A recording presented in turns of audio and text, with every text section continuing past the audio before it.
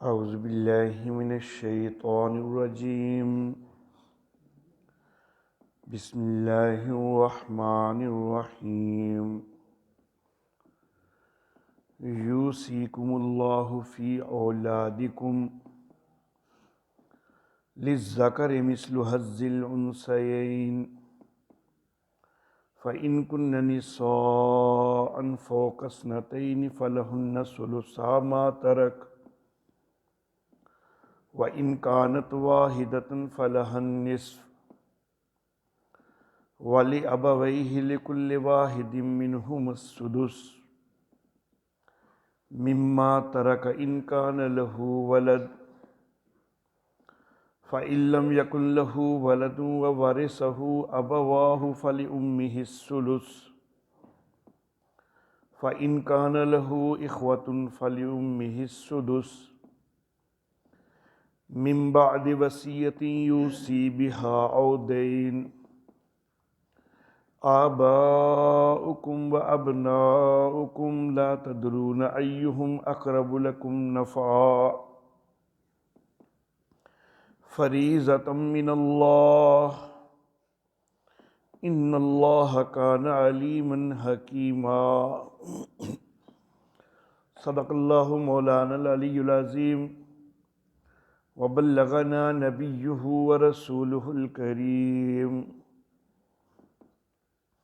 وصیت کرتا ہے اللہ تم کو تمہاری اولاد کے متعلق ہر مذکر کے لیے 2 مؤنث کے حصے کی مثل ہے، پھر اگر وہ عورتیں ہوں 2 سے زیادہ تو ان کے لیے 2/3 ہے اس سے کہ جو اس نے چھوڑا،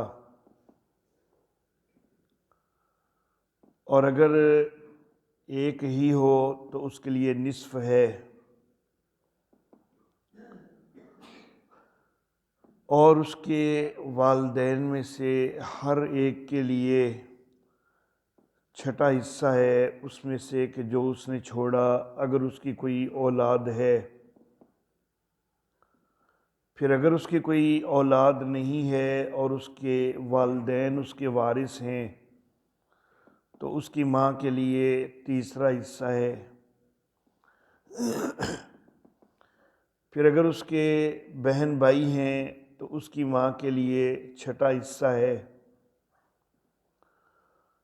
وصیت کے بعد کہ جو اس نے وصیت کی یا قرض کے بعد تمہارے آباء اور تمہارے بیٹے تم نہیں جانتے کہ ان میں سے کون زیادہ قریبی ہے تمہارے لیے نفع کے لحاظ سے، یہ فریضہ ہے اللہ کی طرف سے، بے شک اللہ جاننے والا حکمت والا ہے۔ محترم احباب، سورۃ النساء کا یہ رکوع جس کی پہلی آیت مبارکہ آج کے درس کے لیے تلاوت ہوئی ہے، یہ وراثت کے احکام کے حوالہ سے ہے۔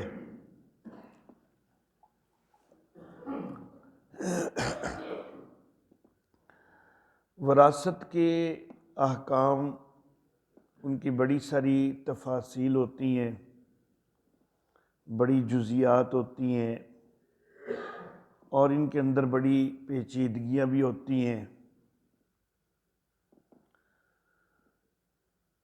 لیکن میں زیادہ تفصیلات کی بجائے صرف چند وہ باتیں گزارش کرنا چاہوں گا کہ جو قرآن حکیم کی ان آیات کو سمجھنے کے لیے ضروری ہیں۔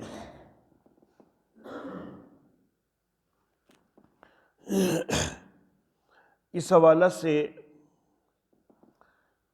سب سے پہلی بات یہ کہ جس وقت کوئی آدمی وفات پا جاتا ہے اور وہ کوئی نہ کوئی ترکہ چھوڑ جاتا ہے تو وہ سارا طریقہ جو ہے وہ فوری وراثت میں تقسیم نہیں ہوتا، بلکہ پہلے کچھ اور چیزیں بھی ہوتی ہیں۔ سب سے پہلے تجہیز و تکفین ہے۔ اگر کسی دوست عزیز وغیرہ نے اپنے طور پر کر دی وہ الگ چیز ہے، لیکن اگر وہ کسی اور عزیز و اقارب میں سے کسی نے تجہیز و تکفین کا انتظام نہیں کیا تو خود اس کے طریقہ میں سے اس کا خرچ جو ہے وہ سب سے پہلے نکالا جائے گا۔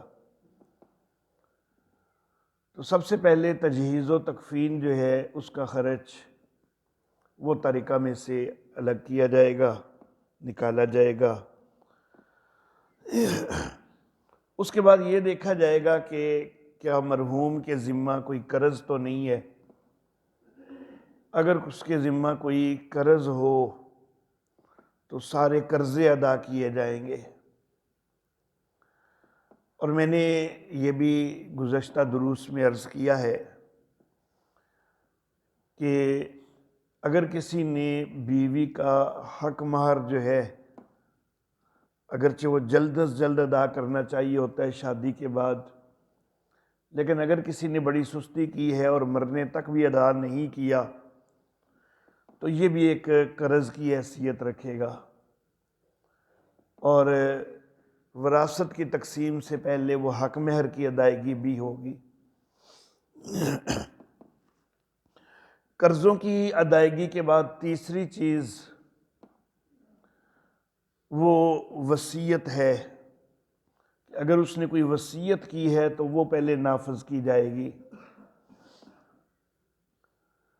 وصیت کے حوالہ سے دو باتیں خاص طور پر ذہن نشین ہونی چاہیے۔ ایک یہ کہ وصیت جو ہے ورثاء کے حق میں نہیں ہوا کرتی۔ جو وارث بن رہے ہیں، جن جن کو وراثت میں حصہ مل رہا ہے، ان کے حق میں وصیت نہیں ہوتی۔ ہمارے معاشرے میں عام طور پر یہ غلط فہمی ہوتی ہے کہ جو وارث بن رہے ہوتے ہیں انہی کے حق میں وصیت بھی کی گئی ہوتی ہے، حالانکہ شرعی طور پر وصیت غیر ورثاء کے لیے ہوتی ہے۔ جو وارث نہیں بن رہے، جن کو وراثت میں سے حصہ نہیں مل رہا، تو وصیت کے طور پر ان کو کچھ نہ کچھ دیا جا سکتا ہے، خواہ وہ کوئی فرد ہو یا کوئی ادارہ ہو، کسی مسجد کے لیے، مدرسے کے لیے بھی دیا جا سکتا ہے، وہ وصیت کے طور پر ہو سکتا ہے۔ وصیت کے حوالہ سے دوسری بات یہ ذہن نشین رکھنی ضروری ہے کہ تجہیز و تکفین اور قرضوں کی ادائیگی کے بعد جتنا مال بچا ہے، جتنا طریقہ بچا ہے، وصیت اس کے صرف تہائی حصے تک ہو سکتی ہے۔ اس سارے کی وصیت یا تہائی سے زیادہ کی وصیت وہ نہیں ہو سکتی۔ اگر کسی مرحوم نے تہائی سے زیادہ کی وصیت کی ہوئی ہے یا سارے مال کی وصیت کی ہوئی ہے تو وہ تہائی تک ہی نافذ ہوگی، زائد کی نافذ نہیں ہوگی۔ کیونکہ اگر وہ مثلاً سارے مال کی وصیت کر جاتا ہے تو ورثاء کے لیے تو پھر کچھ نہیں رہے گا، تو گویا کہ وہ اپنے ورثاء کو مرحوم کے محروم کر رہا ہے، تو یہ تو زیادتی ہوگی ورثاء کے لیے۔ تو اس لیے شریعت نے کل مال جو قرضوں وغیرہ کے بعد بچ جائے تجہیز و تکفین اور قرضوں کی ادائیگی کے بعد، تو اس میں سے صرف تیسرے حصے کی وصیت جو ہے وہ جائز قرار دی ہے، اس سے زیادہ وصیت نافذ نہیں ہوگی۔ تو یہ دو تین چیزیں جو ہیں یہ طریقہ کی تقسیم سے پہلے پہلے ہوں گی۔ یہاں پر اس آیت مبارکہ میں، آیت کے آخر میں من بعد وصیت یوصی بہا او دین، اس کے ساتھ اسی چیز کا اظہار ہوا ہے کہ یہ جو حصے ہم نے بتائے ہیں جو تقسیم ہونے ہیں، تو یہ اس وصیت کے بعد ہیں کہ جو اس نے کوئی وصیت کی ہو یا قرض کے بعد ہیں۔ تو حصوں کی تقسیم بعد میں ہے، وراثت کی تقسیم بعد میں ہے۔ سب سے پہلے تجہیز و تکفین، پھر قرض اور پھر وصیت، چوتھے نمبر پر آ کے وراثت کی تقسیم ہوتی ہے۔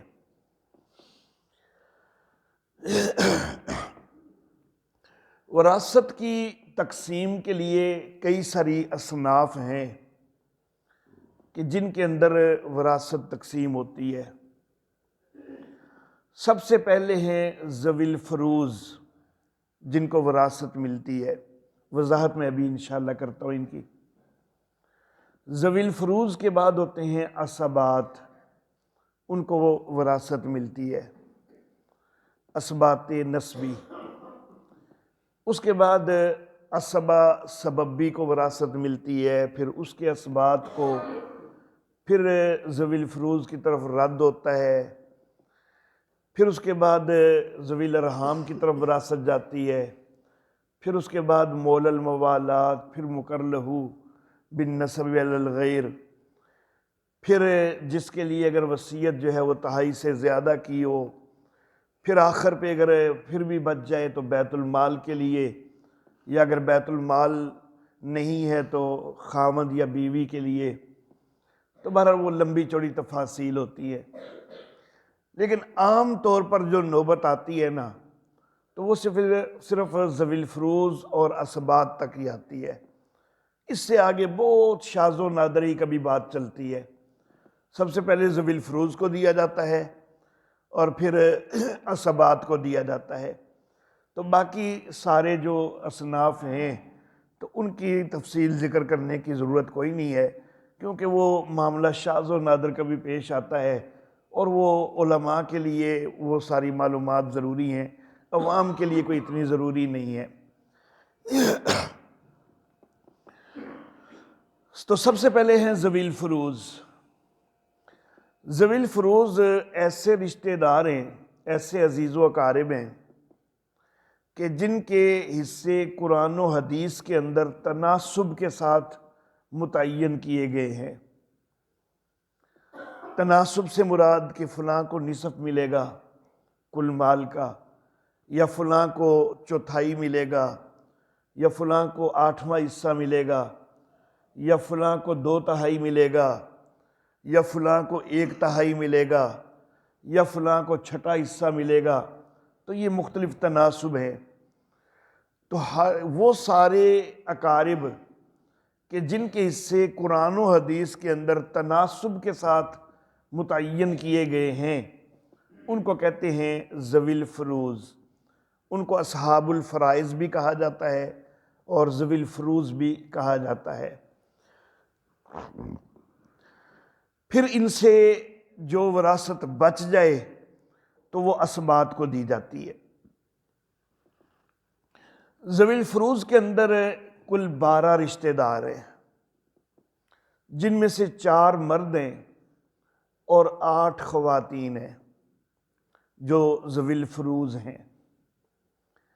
مردوں میں سے نمبر 1 باپ ہے ذوی الفروض میں، نمبر 2 دادا، اور دادا ہی کے تحت پردادا، سکڑ دادا وغیرہ اوپر تک جو ہے وہ بھی آ جائیں گے۔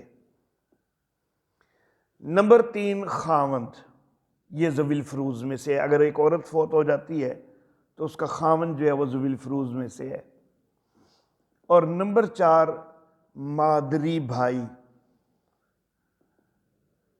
بھائی جو ہوتے ہیں 3 قسم کے ہوتے ہیں، ایک سگے بھائی کہ جو آپ کے باپ شریک بھی ہیں، ماں شریک بھی ہیں، تو وہ سگے بھائی ہیں، حقیقی بھائی بھی کہا جائے گا، سکے بھائی بھی کہا جائے گا۔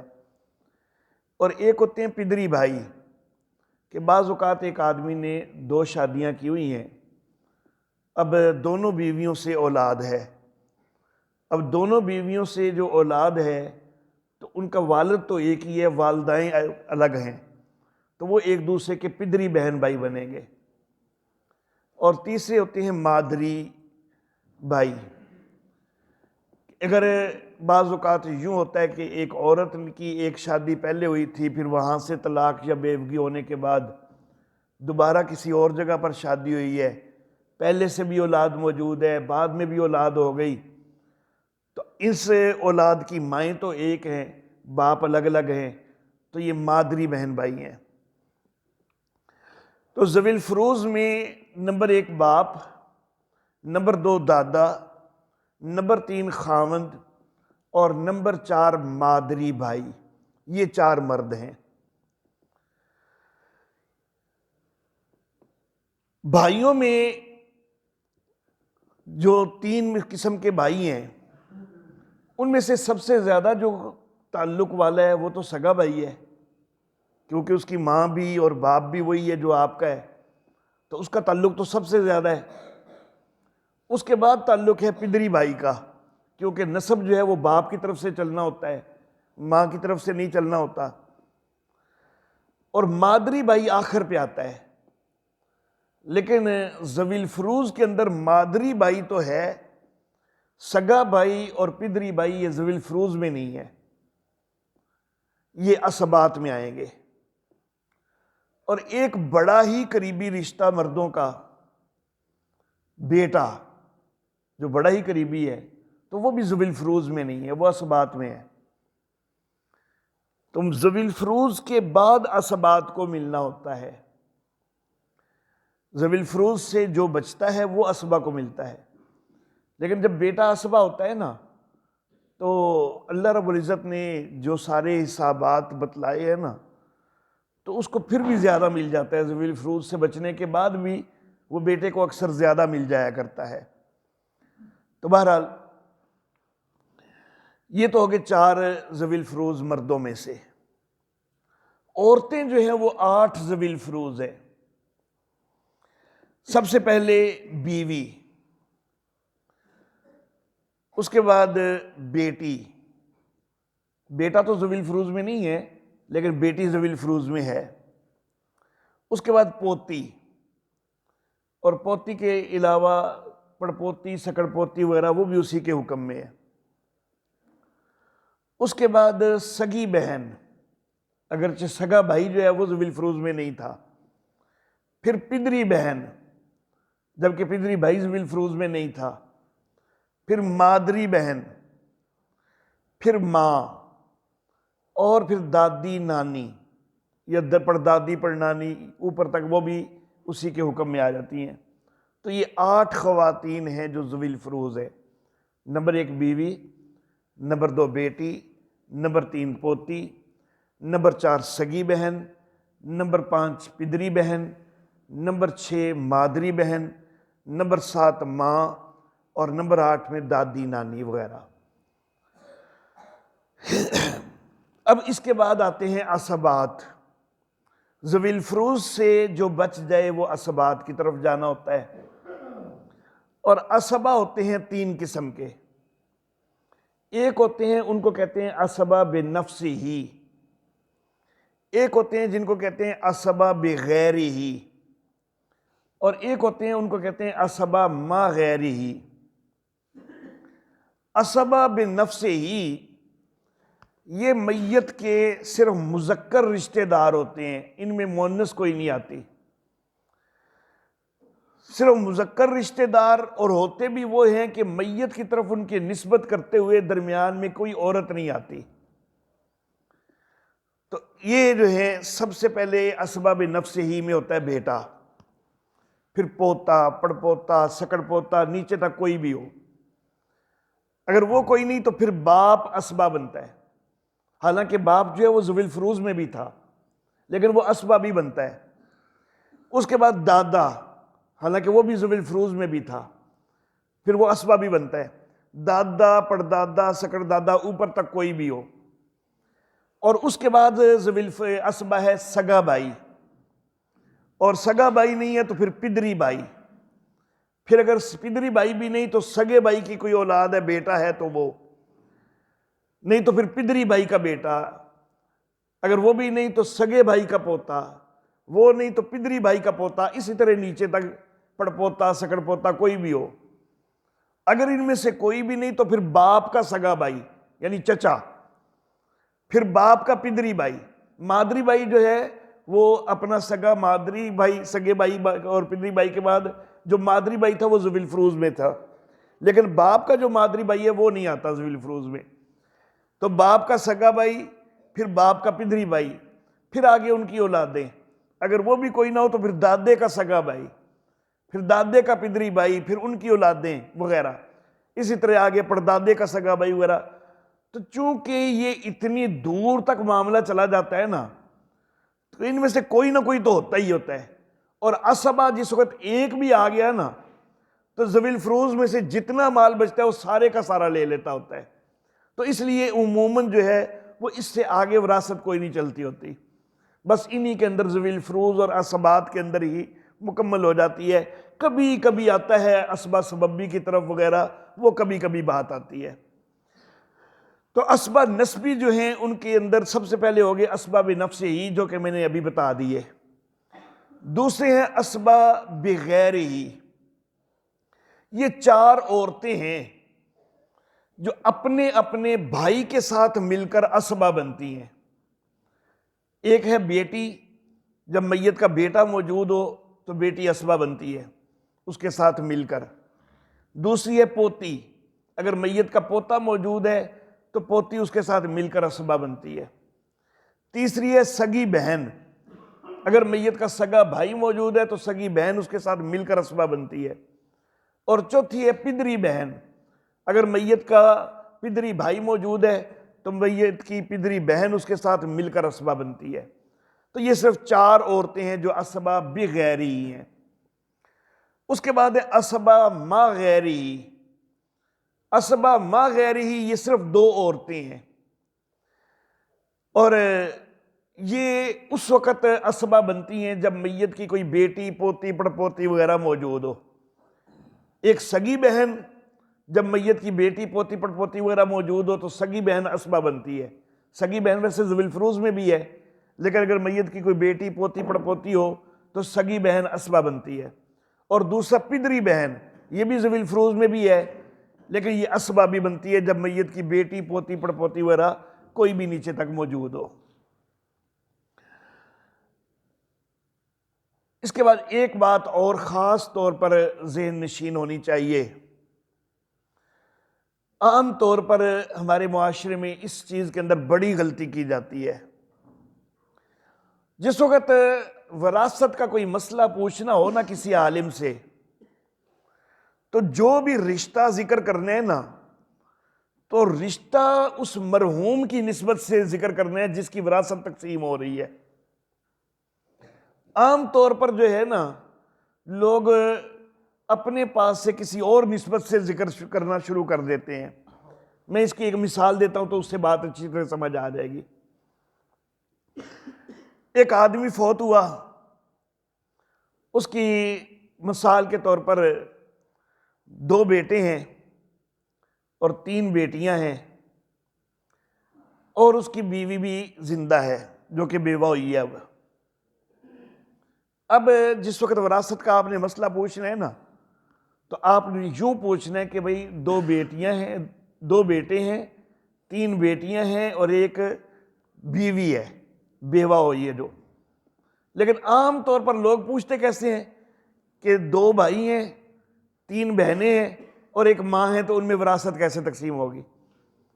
عالم نے رشتہ لینا ہوتا ہے میت سے تو وہ پھر سمجھتا ہے کہ میت کے 2 بھائی ہیں، میت کی 3 بہنیں اور میت کی ماں ہے.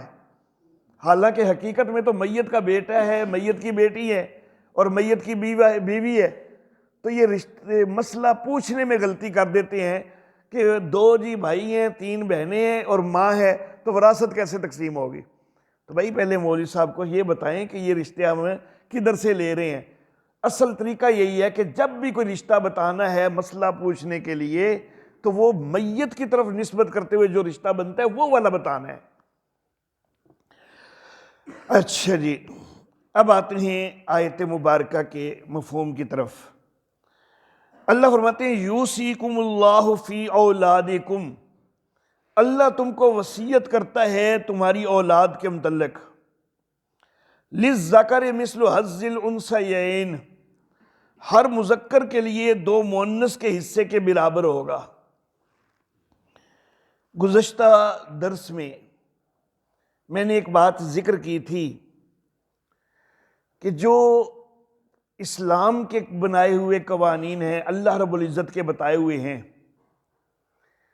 اس کے مقابلہ میں جو سابقہ الہامی مذاہب کے اندر قوانین ہیں وہ تحریفات کا شکار ہو گئے، اور جو غیر الہامی مذاہب ہیں تو ان کے قوانین تو خود اپنے انسانوں کے بنائے ہوئے ہیں، جو تحریفات کا شکار ہو گئے ان میں بھی انسانی دخل ہو گیا۔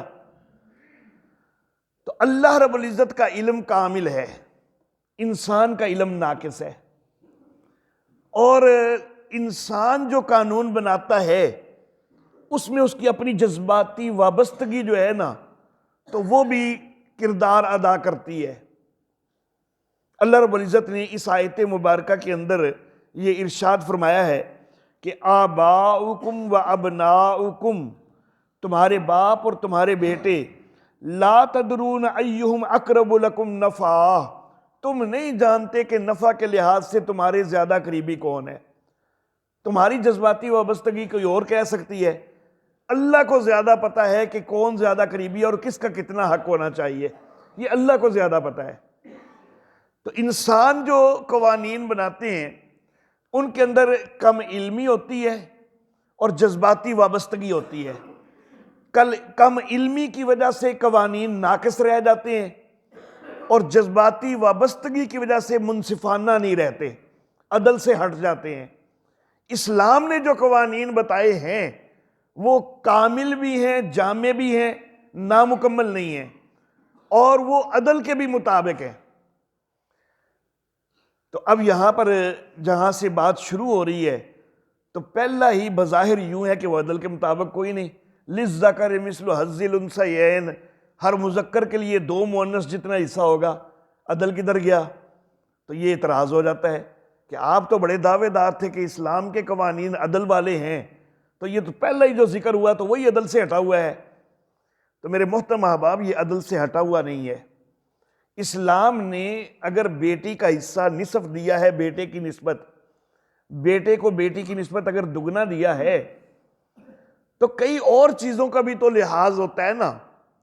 اسلام نے معاشی ذمہ داری پورے خاندان کی مردوں پر ڈالی ہوئی ہے، عورتوں پہ نہیں ڈالی۔ اگر اس کو حصہ زیادہ مل رہا ہے تو اس نے آگے معاشی ذمہ داری بھی تو اٹھانی ہے۔ خود خواتین جن کو حصہ کم ملا ہے ان کی ذمہ داری بھی اس نے اٹھانی ہے، تو پھر اس کا حصہ زیادہ ہونا چاہیے کہ نہیں ہونا چاہیے؟ جبکہ معاشی ذمہ داریاں ساری اس پر ہیں، خواتین کے اوپر تو کوئی معاشی ذمہ داریاں نہیں ہیں۔ پھر مزید یہ کہ عورت کو عام طور پر دو طرف سے زیادہ مل جاتا ہے، ایک اس کے اپنے والدین کی طرف سے بھی مل جاتا ہے، دوسرا اگر خاوند فوت ہو گیا ہے تو خاوند کی طرف سے بھی مل جانا ہے۔ مرد کو بھی ٹھیک ہے، بیوی کی وراثت بھی ملتی ہے، لیکن بیوی جو ہے وہ چونکہ کماتی کوئی نہیں، اس کی وراثت ہوگی کتنی سی، وہ تو کماتی کوئی نہیں ہے، معاشی ذمہ داری اس کے اوپر ہے ہی کوئی نہیں، تو مرد کو جو ملنی ہے وہ صرف اپنے آباء سے ملنی ہے، بیوی کی طرف سے نہ ہونے کے برابر ہی کوئی ملنی ہے۔ جبکہ عورت جو ہے اس کو اپنے آباء کی طرف سے بھی مل جانی ہے اور بیوی کے خاوند کی طرف سے بھی مل جانی ہے، تو اس کو دو طرفہ مل جاتی ہے۔ پھر جس وقت شادی ہوتی ہے حق مہر صرف مرد پر رکھا گیا، حالانکہ شادی تو عورت کی بھی ہوئی ہے نا، تو وہاں پر نہیں عدل جو ہے وہ یاد آتا کہ یہ عدل کے خلاف ہو گیا۔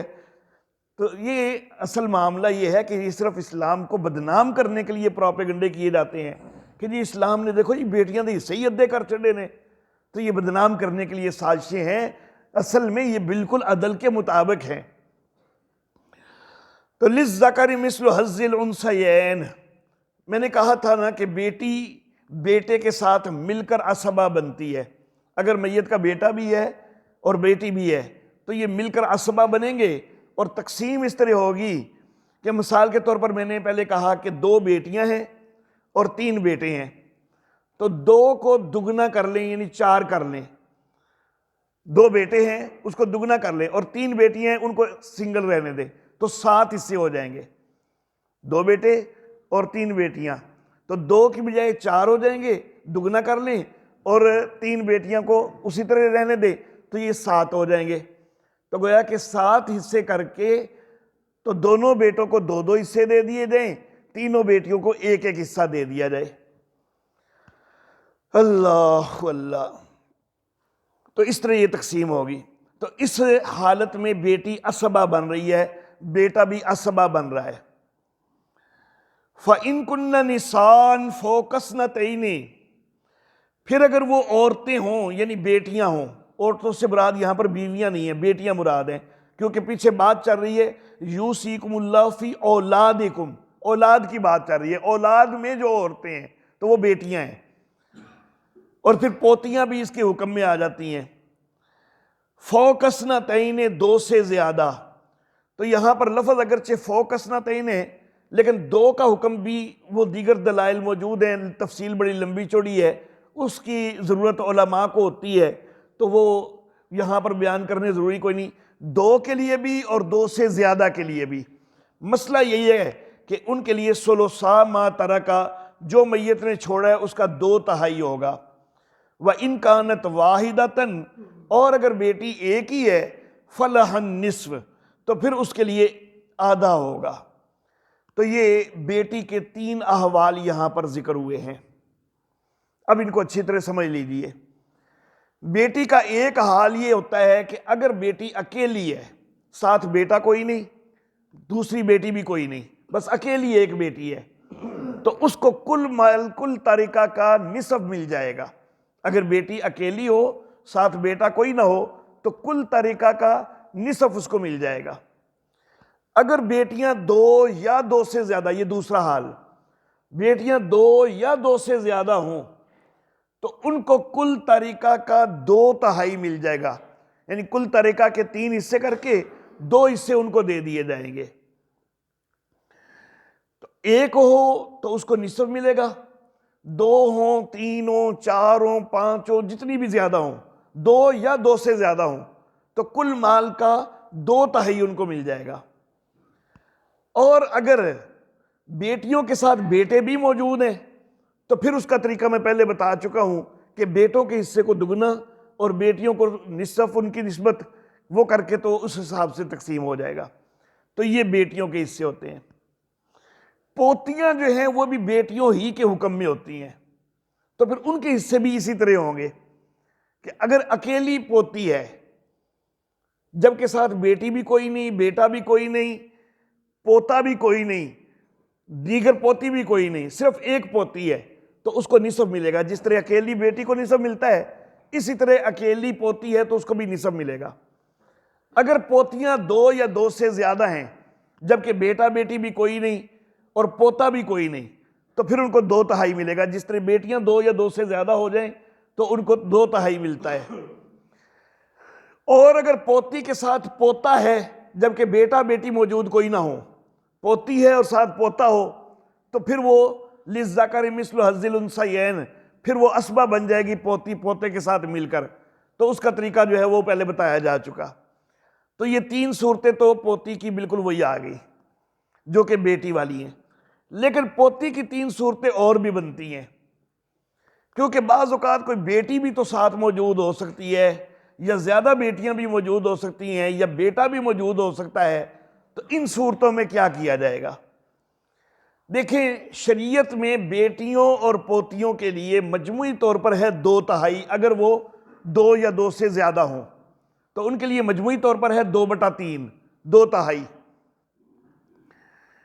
اب اگر ایک بیٹی ہو اور ایک پوتی ہو تو دونوں کو مجموعی طور پر اب ملنا ہے 2/3، لیکن بیٹی زیادہ قریبی ہے، پوتی کا تعلق دور کا ہے، تو بیٹی اکیلی ہو تو اس کو ملنا ہوتا ہے نصف، تو 2/3 ملنا ہے دونوں کو مجموعی طور پر، لیکن اس میں سے جو کل مال کا نصف ہے نا وہ تو پہلے دیں گے بیٹی کو، اور پھر جو 2/3 پورا کرنے کے لیے جو باقی تھوڑا بہت ہے تو وہ پوتی کو دیں گے۔ اور یہ ہوتا ہے 2/3 میں سے جب 1/2 نکالے نا تو باقی 1/6 رہتا ہوتا ہے۔ یہ آپ جو ہے وہ بٹے والا حساب جو ہے وہ کر کے دیکھ لیجئے گا، جب 2/3 ہو منفی 1/6 2 ہو تو وہ جواب آئے گا 1/6، چھٹا حصہ۔ تو بیٹی اور پوتی کا مجموعی طور پر ہوتا ہے 2/3۔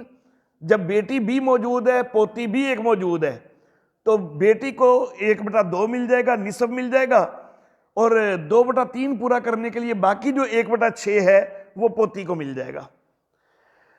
اور اگر بیٹیاں ہی 2 یا 2 سے زیادہ ہو جائیں تو پھر وہ سارا 2/3 بیٹیاں لے جائیں گی، پھر پوتیوں کے لیے کچھ نہیں ہوگا۔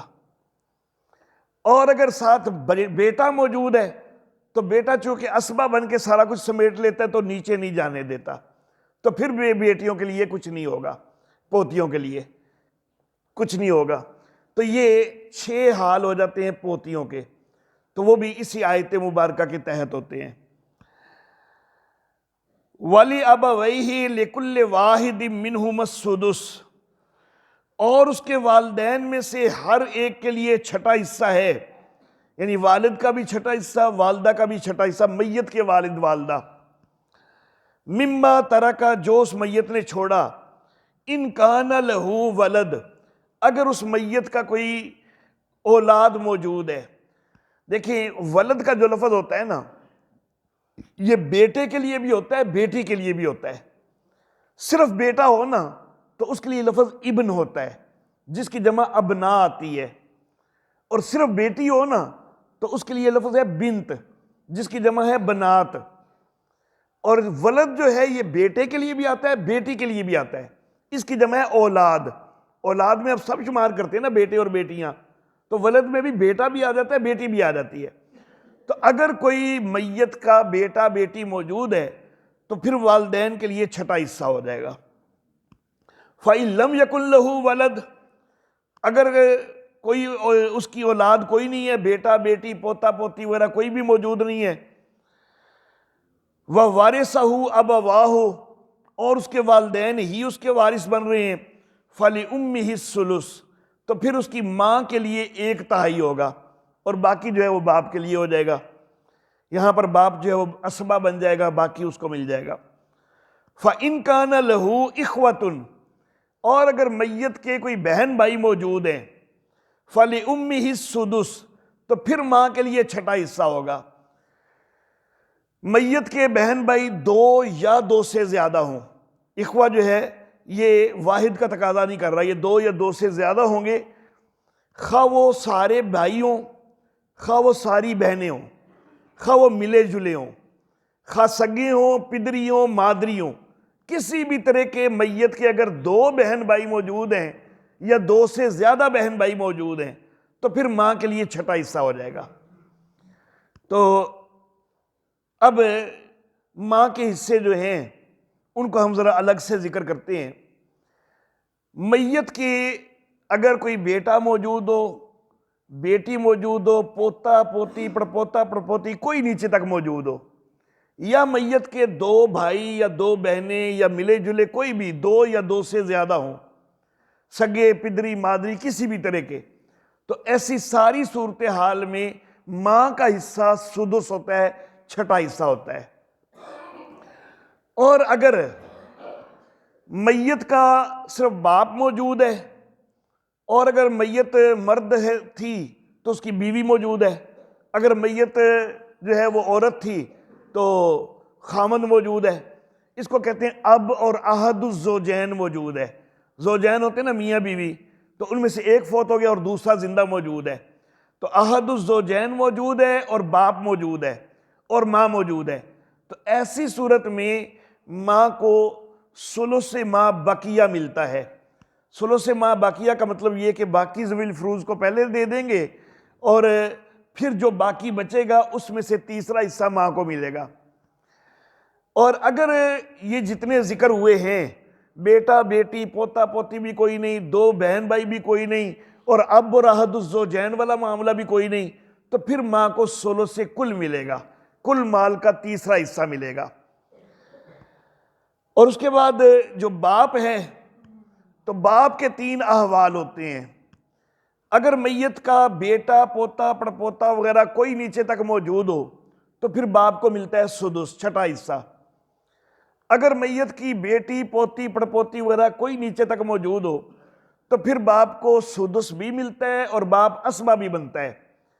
سدس پہلے لے لے گا، باقی ذوی الفروض کو بھی تقسیم کریں گے، اور پھر کچھ جب بچ جائے گا نا تو وہ بھی باپ کو مل جائے گا اسبہ کے لحاظ سے۔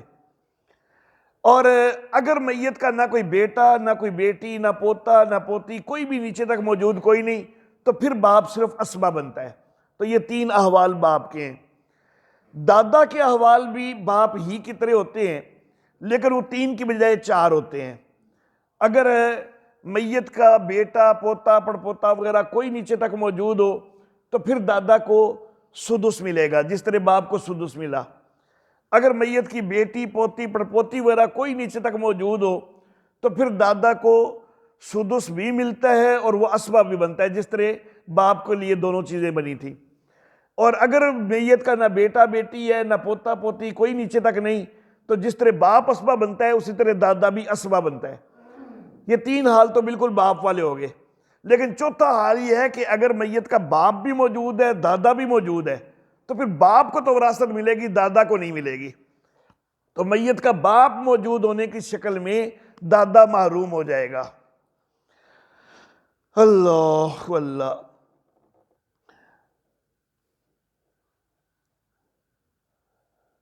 تو اللہ فرماتے ہیں کہ من بعد وصیت یوصی بہا او دین، اس کی وضاحت میں پہلے کر چکا ہوں کہ یہ ساری جو تقسیم ہونی ہے یہ وصیت اور قرض وغیرہ کے بعد ہوگی۔ آباؤکم و ابناؤکم، تمہارے آبا اور تمہارے بیٹے، تم نہیں جانتے کہ نفع کے لحاظ سے تمہارے زیادہ قریبی کون ہے، وہ اللہ کو پتہ ہے، تو اس لیے اللہ نے جو حصے مقرر کیے ہیں وہی عدل والے ہیں۔ فریضۃ من اللہ، یہ اللہ کی طرف سے فرض ہے۔ اب یہ اللہ رب العزت نے کچھ حصے ذکر کر کے تو فرمایا کہ یہ فریضۃ من اللہ۔ اس سے پہلے بھی اللہ رب العزت نے نصیبا مفروضہ کا لفظ جو ہے وہ استعمال فرمایا آیت نمبر 7 کے آخر میں، کہ للرجال نصیب مما ترک الوالدان والاقربون وللنساء نصیب مما ترک الوالدان والاقربون مما قل منہ او کثر۔ تو عورتوں کے بھی حصے، مردوں کے بھی حصے ہیں، والدین کے چھوڑے ہوئے میں، قریبیوں کے چھوڑے ہوئے میں، نصیب مفروضہ، یہ فرض کیے ہوئے حصے ہیں، مقرر کیے حصے ہیں۔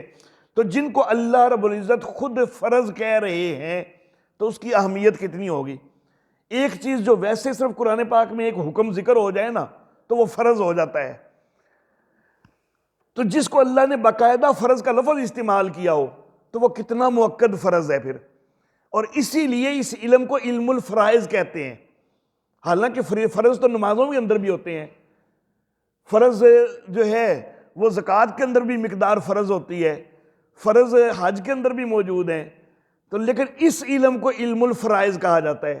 عبادات کو علم الفرائض نہیں کہتے، اس علم کو علم الفرائض کہا جاتا ہے، کیونکہ اس کے لیے خود اللہ نے یہ نصیب مفروضہ کا لفظ استعمال کیا، فریضۃ من اللہ کا لفظ استعمال کیا۔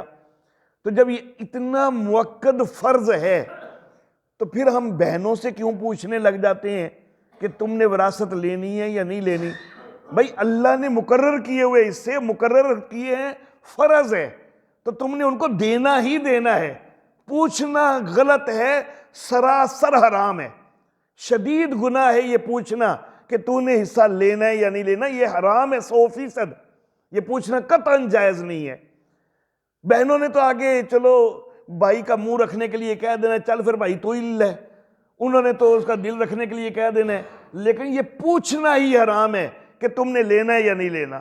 یہ شریعت کی طرف سے متعین ہے تو ان کو دینے ہی دینے ہیں۔ تو لیکن ہمارے معاشرے میں عام طور پر جو ہے وہ صرف یہی نہیں کہ پوچھنے لگ جاتے ہیں بلکہ سختی کرنے لگ جاتے ہیں کہ تو حصہ لینا ہے، نہیں لینا جے لینا ہے تو تینوں وڈ دیاں گا، تینوں گھروں کٹ دیاں گا، اس طرح دے لفظ شروع ہونے لگ پہ معاذ اللہ۔ فریضۃ من اللہ، یہ اللہ کی طرف سے فرض ہے۔ ان اللہ کان علیما حکیما، بے شک اللہ جاننے والا حکمت والا ہے۔ وآخر دعوانا